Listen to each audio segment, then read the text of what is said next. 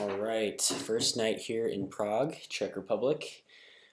Just a little jet lagged, but getting better. My first night in, I got in about 8 p.m. and then I only got about 2 hours of sleep on the plane. So I was pretty tired, but my body was still pretty restless. And so I was out till the early hours of the morning, just kind of observing the night scene and quite an interesting place, gotta say. But nonetheless, so today's Sunday, March 12th, and I had my first meeting. I had my first meeting with Georgi Cross. He is a photographer here based in Prague, and he's also a marketing manager at the Havas agency, which has headquarters both in Chicago and in Prague.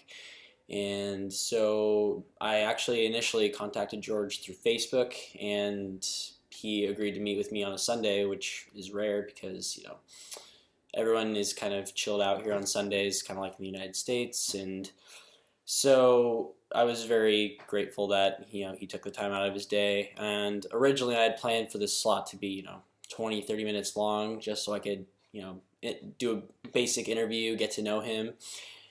This day, this meeting ended up turning into 6 hours together, and as I was told that could happen, and it did. So it turned out that George and I had a lot in common, and we're both avid film photographers. So that was one thing.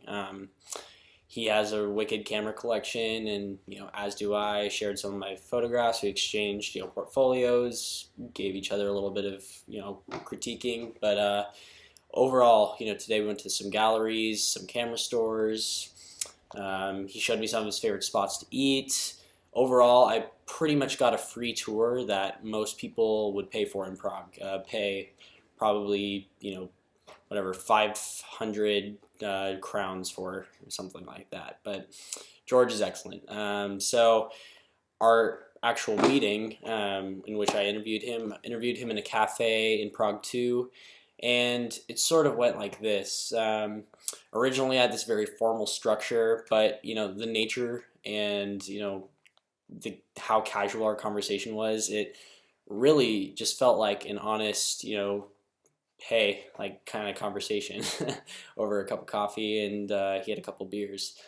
So basically, I proceeded by asking him a couple of technical questions about his photography, his experience, gave him a little bit of background on the Kavala project and e-scholars, and he said he had never really heard of anything like that, and that also made it a lot more exciting for me to kind of present my idea to him. And overall, I asked him, hey, would you ever be interested in volunteering for a project like this as a professional photographer and someone well versed in publishing and media and marketing? And he said yes, but he didn't quite understand the refugee crisis, and that was sort of a pivot point for me. And I think I overlooked a huge potential hypothesis in my project. So I actually did not get an answer to any of the ones that I had previously made and submitted. And so George kind of helped me develop a new one, and that is, how informed are people over here, and how do they actually feel about the refugee crisis? Originally, I kind of went into it like in the West. Most people in the United States, most people have this perception of we're very open to let people into our country for the most part. Parts of our government aren't necessarily that way, but I think in general, if we see people struggling in the world in a crisis like this where 65 million people are displaced, then I think most people would agree that we want to lend out a helping hand. And I thought that would be the case over here in the Czech Republic. That is actually not the case. So that was one of my questions I asked George is, the media that you consume, does any of that media shine a light on, the Syrian refugee crisis here in Europe? And he said, well, not really the actual issue. They more shed light on, politicians' words and policies regarding it. So he said that the only news he had heard recently regarding the Syrian refugee crisis was, in fact, Donald Trump's recent policy temporarily banning immigration to the United States from Muslim majority countries. I found that to be very interesting, considering here people are closer in proximity to the issue, and this is someone who, and I also asked him the question, how sensitive of a consumer of, your media, your content, your photojournalism are you? And he's very sensitive, he's very picky about where he gets his news from, as am I. So we were able to, relate as to where we're getting our news from, and his perspective on things was completely different based on, the overall climate here in Europe regarding the refugee crisis. So basically, he broke it down for me and said, well, here's the thing. We know there's an issue, and we know that there are a million potential solutions, but they haven't seen any positive results yet. There have just been immigration issues, not just immigration like policy documents. It's more like cultural clashing once people are actually people from Syria and other countries in the Middle East are coming into these European countries and being forced into a neighborhood or a community that isn't necessarily welcoming or compatible on a lot of things.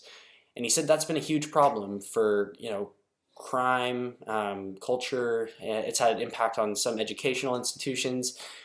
And he said and this is what George said. He said, we would love to help, but if they want to become part of Czech society or German society, they have to follow our rules.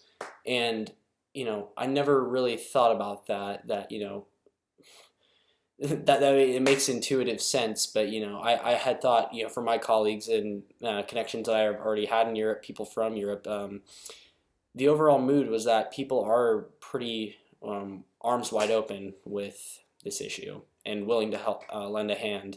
But I have a deeper understanding of why people are hesitant to support the efforts in helping this issue. But once I gave them a little bit of background on what my project actually was, it wasn't trying to get people from Syria into European countries. It was more of an effort to help them in their current circumstances and alleviate their current situations, which we don't know what the fate of that is. And and that's where he gave me some feedback. He just said that I like your project. I like that it includes something you're passionate about, photography, something that he's passionate about.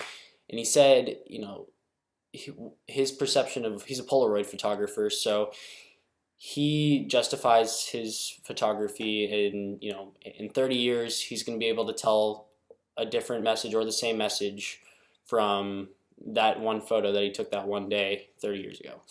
And it's always going to be a continuous developing narrative. And he said he found that to be a very important part of this project, and that these people who are at a disadvantage in terms of their education and their current circumstances, they'll be able to experience that and potentially gain the skills to to pursue a career in it. That's looking pretty far down the road, but overall the meeting was excellent. George is actually, seems like we can be pretty good friends now. Plan on meeting him later this week. He's awesome. Couldn't have had a better first day here, and kind of just jumped into it. Honestly, I had no idea what to expect today, and overall none of my previous hypotheses were really built upon,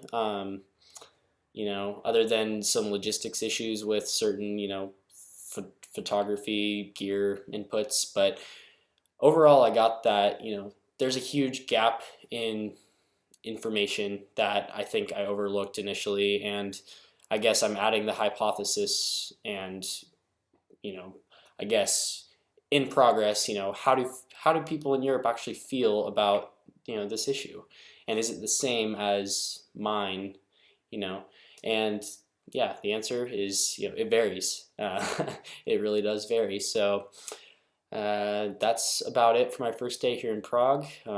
Day 2 tomorrow, have a free day, and then day 3 is my second meeting with Transitions Online. So I'll be returning to report back about that. But for now, signing off.